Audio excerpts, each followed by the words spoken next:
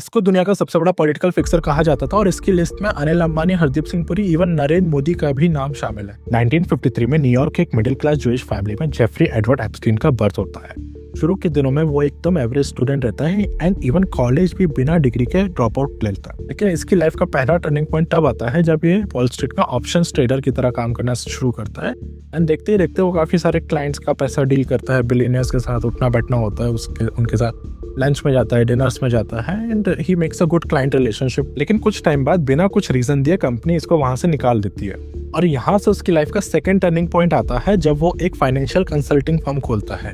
ये फर्म एक financial trouble shooter की तरह काम करती है। जैसे कोई बिजनेसमैन, पॉलिटिशियन के साथ कोई फ्रॉड केस हुआ, लैंड डिस्प्यूट्स हुए, लॉ सूट्स हुआ, उनके पैसे अटक जाते थे, जिनके पैसे अटक जाते थे एप्स्टीन उन प्रॉब्लम्स को रिजॉल्व करता था और उन मिलियनियर्स का पैसा और बढ़ाया जाता था। इससे उसके कॉन्टेक्ट्स एंड रेफरल्स और बढ़े एंड वो इतना पावरफुल हो गया कि एक बार वो अपना काम निकलवाने के लिए अपने आप को CIA एजेंट तक बताने लगा। जैसे एक बार एक बिजनेसमैन जो सऊदी अरेबिया का डिफेंस लीडर था, उसको अमेरिकन वेपन्स इजराइल के थ्रू ईरान ट्रांसफर करवाना था, तो एप्स्टीन ने उस काम को करवाया। फिर आता है उसकी लाइफ का थर्ड टर्निंग पॉइंट जहां से पूरी एप्स्टीन फाइल्स की शुरुआत होती है। 1988 में वो एक कंपनी शुरू करता है जिसका नाम जे एप्स्टीन एंड कंपनी होता है और ये एक एसेट मैनेजमेंट कंपनी होता है। इसका सबसे बड़ा क्लाइंट विक्टोरिया सीक्रेट्स का फाउंडर होता है जो एप्स्टीन को पावर ऑफ अटर्नी दे देता है एंड इसके बाद वो बड़े बड़े mentions, fashion weeks and even super models की स्काउटिंग में इन्वॉल्व हो जाता है। इसी दौरान वो यंग एंड टीनेजर्स गर्ल्स को अपने घर पे बुलाया करता था मसाज देने के लिए और बदले में उनको पैसा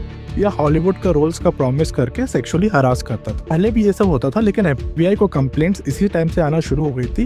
तब US के वर्जीनिया आइलैंड में ये अपने घर में इन गर्ल्स को बुलाया करता था। इस पॉइंट पे एप्स्टीन का नेटवर्क लगभग $800 मिलियन हो चुका था। फिर आता है उसकी लाइफ का फोर्थ एंड सबसे डेंजरस टर्निंग पॉइंट 1991 में रॉबर्ट मैक्सवेल, जो कि मोसाद, MI6 एंड KGB का ट्रिपल एजेंट कहा जाता था, उसकी बेटी ग्लेन मैक्सवेल से एप्स्टीन की मुलाकात होती है एंड उसकी वो गर्लफ्रेंड बन जाती है। ग्लेन मैक्सवेल एप्स्टीन के लिए छोटी लड़कियों को सप्लाई करना, उनको ट्रेन करना एंड पैसे देना, ऐसे गलत एक्टिविटीज में इन्वॉल्व रहती थी। तब तक एप्स्टीन के पास बहुत सारा पैसा हो गया था एंड वो बहुत पावरफुल लोगों को पर्सनली जानता था। पावरफुल लोग उसके पास आया करते थे मीटिंग सेट करवाने, इंट्रोडक्शंस के लिए, बेसिकली पॉलिटिकल फिक्सिंग का काम करवाने। इसी टाइम पे एप्स्टीन को रियलाइज होता है कि सिर्फ पैसे ही नहीं बल्कि पावरफुल लोगों के बहुत सारे डार्क सीक्रेट्स होते हैं। 1998 में वो लिटिल सेंट जेम्स आइलैंड खरीदता है जो US के कैरिबियन आइलैंड्स में लोकेटेड है, लगभग $8 मिलियन पे। इस आइलैंड पर वो हर जगह कैमरास लगा देता है, video cameras, microphones, pin hole cameras and even pool से लेके बाथरूम तक हर जगह कैमरास एंड बग्स लगा देता है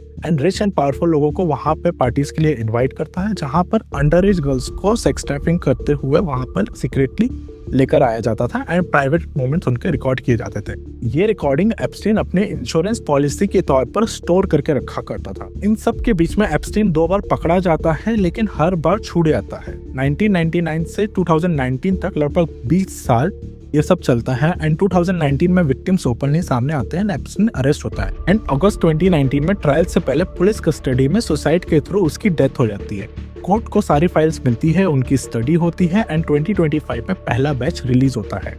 अब सबसे अनकंफर्टेबल ट्रुथ ये है कि इतने सारे रिच एंड पावरफुल लोग इस नेटवर्क से एसोसिएटेड थे, डोनाल्ड ट्रम्प से लेके बिल गेट्स तक। यहाँ पर एक सिस्टम शेकिंग क्वेश्चन उठता है कि अकाउंटेबिलिटी कौन लेगा और क्या ये लोग लॉ के ऊपर आते हैं। जैसा मैंने पहले बताया, नरेंद्र मोदी का नाम एप्स्टीन फाइल्स के ईमेल में है क्योंकि एप्स्टीन अपने आप को एक पॉलिटिकल फिक्सर बताता था, लेकिन कोई एक्विजिशन नहीं लगा है एंड ना ही मोदी जी कभी आइलैंड पर गए हैं। इस पे MEA, ministry of external affairs ने प्रेस रिलीज करके ये स्टेटमेंट दिया है एंड हरदीप सिंह पुरी के मेल्स जो उस टाइम पे मिले हैं वो मेक इन इंडिया के लिए फंडिंग एक्सप्लोर कर रहे थे with clear intent. Anil Ambani का नाम जो आया है उस पर आप पॉज करके देख सकते हैं, उस पर मैं कोई कमेंट नहीं करूंगा। एंड अगर आपको डिटेल में जानना है तो फॉलो करिए एंड अगर आपको एप्स्टीन फाइल्स से सारी फाइल्स को देखना चाहते हैं तो US की डिपार्टमेंट ऑफ जस्टिस की वेबसाइट में जाकर